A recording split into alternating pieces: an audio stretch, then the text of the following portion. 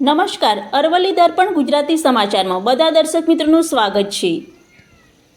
અરવલ્લી ભિલોડાથી મહત્વના સમાચાર મળી રહ્યા છે કે અરવલ્લી જિલ્લાના ભિલોડા તાલુકાના રુદ્રાલ ગામના વતની ગાંધીનગર સીઆરપીએફમાં ફરજ બજાવી રહેલા જવાનનું આકસ્મિક મોત નીપજ્યું હતું।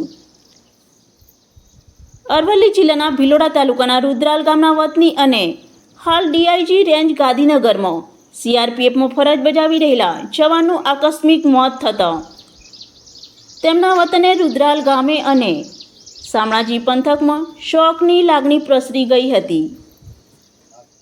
મળતી માહિતી મુજબ રુદ્રાલ ગામના વતની દિનેશભાઈ કાલિદાસ ફનેજાનું ગાંધીનગર ખાતે ફરજ દરમિયાન તારીખ 26/8/2025ના રોજ સાંજના સમય દરમિયાન આકસ્મિક મોત થયું હતું।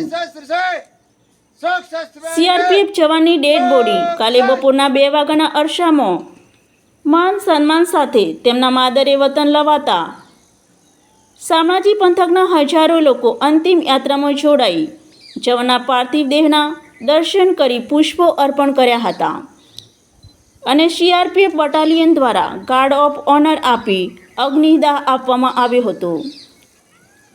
રિપોર્ટર જ્યોતિકા ખરાડી।